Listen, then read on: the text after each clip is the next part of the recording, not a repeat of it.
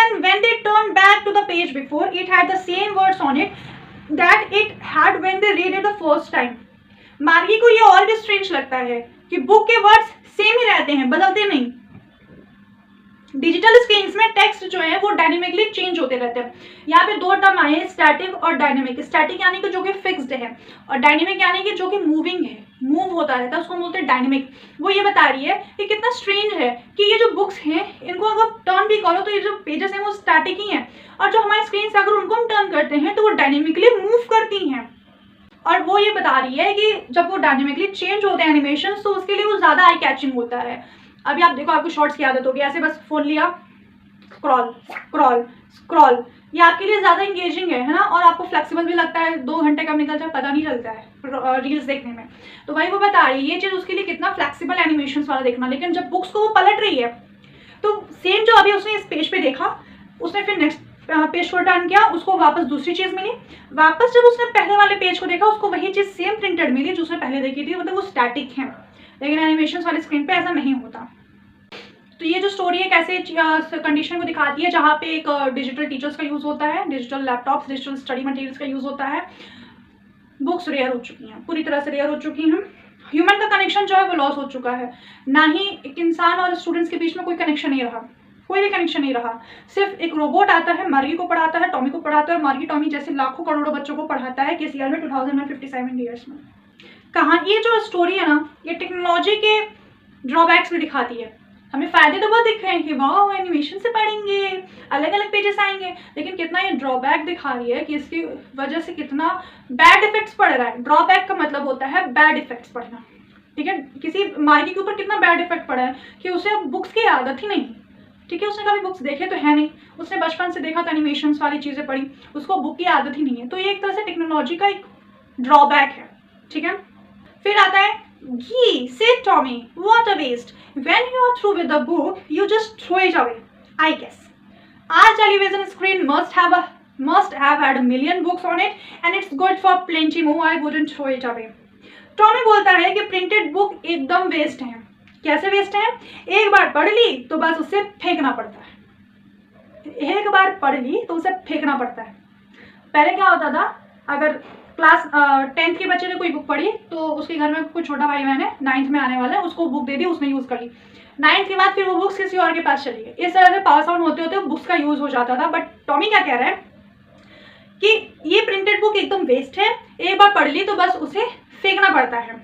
उसके टाइम में उनकी टीवी स्क्रीन पे मिलियंस ऑफ टेलीबुक्स आती हैं। टेलीबुक्स यानी टेलीविजन, टेलीविजन आता है ना, टेलीविजन।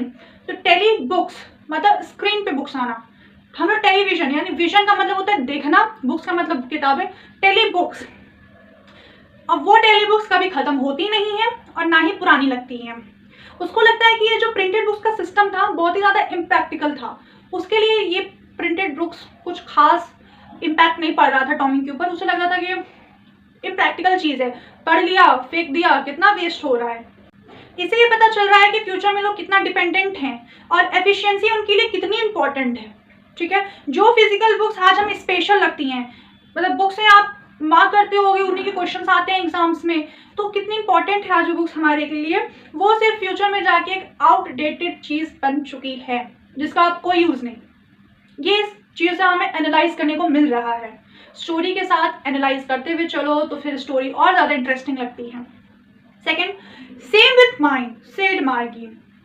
मार्गी टॉमी की बात से एग्री करती है। She was 11 and hadn't seen as many telebooks as Tommy had. He was 13. मार्गी सिर्फ 11 साल की है, टॉमी सिर्फ 13 years का है। मार्गी कितने साल की है? 11 year old मार्गी, टॉमी 13 year old टॉमी। मार्गी टॉमी की बात से एग्री करती है और बोलती है कि उसका भी एक्सपीरियंस सिमिलर है। मतलब टॉमी जो बोल रहा है कि मेरे जो टेलीबुक्स उसमें मिलियंस ऑफ बुक्स आ जाएंगी और हर बार डिफरेंट, तो वो टॉमी की बात से एग्री करती है। यस, मैं भी आपकी बात से सहमत करती हूँ, I am agree with you. लेकिन मार्गी के पास टॉमी जितनी टेलीबुक्स का एक्सपीरियंस नहीं है, क्योंकि वो 11 साल की है, टॉमी 13 साल का है। टॉमी मार्गी से 2 साल बड़ा है, तो ऑफकोर्स अगर वो 2 साल बड़ा है तो उसने 2 साल ज़्यादा चीज़ें देखी होंगी, पढ़ी होंगी। और मार्गी क्या कहती है? Yes, I am agree with you, क्योंकि मेरा भी सिमिलर एक्सपीरियंस है तुम्हारे जैसा, जबकि सिमिलर एक्सपीरियंस नहीं है, लेकिन इस स्टोरी में लिखा है yes I M similar experience with you. यहाँ मार्गी और टॉमी के एज डिफरेंस को हाईलाइट किया गया है। एक तरह से ये भी दिखाता है कि फ्यूचर के बच्चे बुक्स के साथ कैसे इंटरेक्ट करते हैं।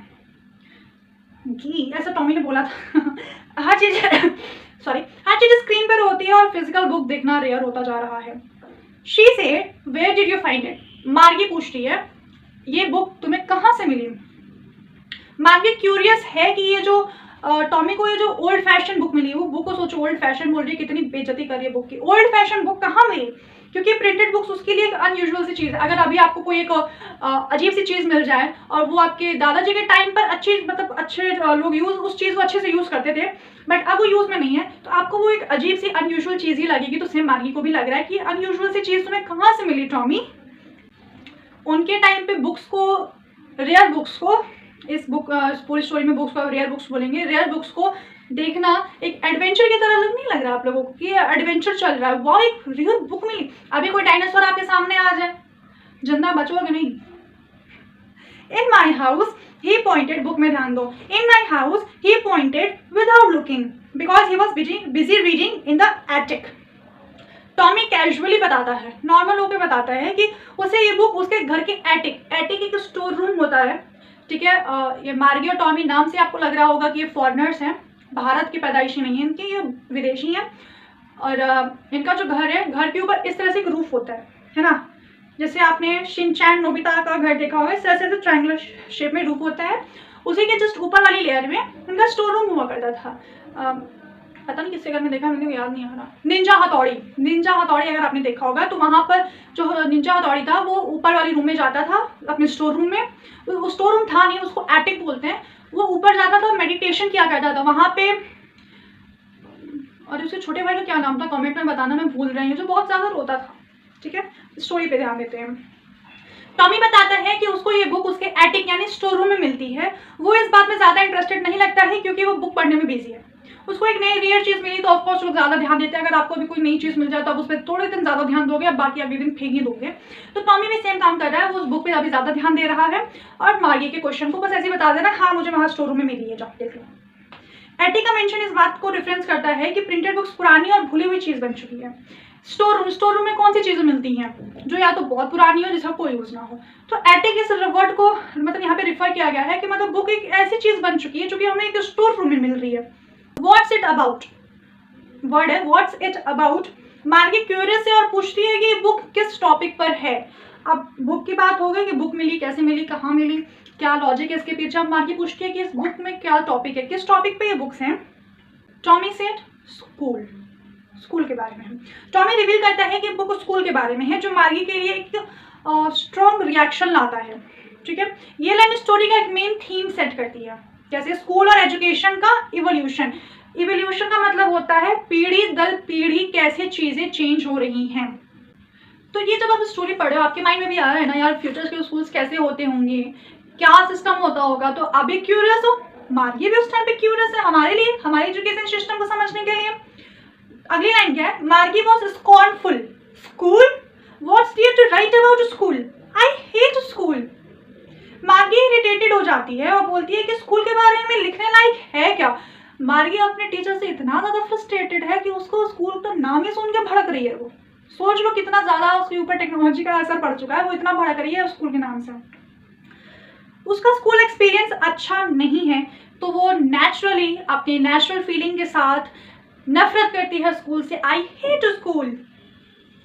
मार्गी के मैकेनिकल टीचर और इम्पर्सनल का मतलब होता है कोल्ड ह्यूमन टच लेस, मतलब cold human touch less, human emotion ही नहीं है, कोल्ड यानी कि कठोर इंसान। इस एजुकेशन सिस्टम की वजह से उसके माइंड में स्कूल का जो इमेज आया है वो नेगेटिव आया है, उसके ऊपर स्कूल का इमेज एक नेगेटिव इंप्रेशन दे रहा है। मार्गी always hated school but now she hated it more than ever. The mechanical teacher had been giving her test after test in geography and she had been doing worse and worse until her head sorrowfully and sent for the county inspector. मार्गी को school पहले से ही पसंद नहीं था, लेकिन अब उसको स्कूल की तरफ इतनी ज़्यादा नफरत बढ़ चुकी है, इस हद तक नफरत बढ़ चुकी। क्यों? क्योंकि उसका जो मैकेनिकल टीचर था जो कि बार बार उसके क्या लेता था, ज्योग्राफी के टेस्ट लेता था और वो हर टेस्ट में बेकार परफॉर्म करती थी। देखो एक बच्चा अगर टीचर को नहीं पसंद कर रहा है ना, इसका मतलब यही है कि उसके टेस्ट में अच्छे नंबर नहीं आ रहे हैं और उस टीचर से एकदम नफरत करता है। वरना क्यों नफरत करेगा अगर उसके अच्छे नंबर आ रहे होंगे तो, है कि नहीं? अगर आपको मेरी कही हुई बातें नहीं समझ में आ रही है तो आप मेरे से नफरत करोगे, और किसी को समझ में आएगी तो सेम यहाँ मार्गी के साथ में हो रहा है। और उसी वजह से उसकी मम्मी परेशान हो चुकी हैं, और परेशान होकर वो बुलाती हैं किसको? काउंटी इंस्पेक्टर को। अगर टेस्ट में खराब नंबर आ रहे हैं, मम्मी का परेशान होना जाहिर है। मम्मी परेशान हो रही और परेशान होकर उन्होंने काउंटी इंस्पेक्टर को बुलाया है। इस लाइन में आप ये देखो, एक पर्सनलाइजेशन का एब्सेंस नहीं दिखा रहा है। अब आप समझोगे ये क्या है, क्या बोल दिया मैंने? पर्सनलाइजेशन का एब्सेंस मतलब एक पर्सनल केयर। भले एक आज के टाइम पे क्या हो रहा है, टीचर एक क्लास में 50 to 100 बच्चे को देख लेता है और वो जान लेता है कि कौन सा बच्चा कौन सी शैतानी कर रहा है और कौन सा बच्चा पढ़ने में ठीक शांति से पढ़ रहा है। वो एक पर्सनल क्या होता है, पर्सनलाइजेशन केयर होती है, जो कि यहाँ मार्गी और टॉमी के टाइम पर एब्सेंट है। ये इस चीज का, ये जो ऑटोमेटेड सिस्टम है, जो डिजिटल सिस्टम है, इसका एक फ्लॉ FLAW फ्लॉ का मतलब है एक दूसरा रूप दिखाती है, एक गलत रूप दिखाती है। मार्गी इस सिस्टम को अडेप्ट नहीं कर पा रही है। मार्गी भी 11 साल की बच्ची है और वो इस टेक्नोलॉजी वाली दुनिया को अडेप्ट नहीं कर पा रही है। और उसका जो स्ट्रगल है, अनन्या पांडे वाला स्ट्रगल नहीं, उसका जो स्ट्रगल है बढ़ता ही जा रहा है, और वो इसी वजह से उस स्कूल को डिसलाइक करती जाती है। मतलब आई हेट स्कूल बोलती जाती है। आज के लिए इतना ही। अगर आपको ये स्टोरी समझ में आ रही है तो प्लीज़ लाइक कर देना। बाकी मिलते हैं अगले पार्ट में। राधे राधे।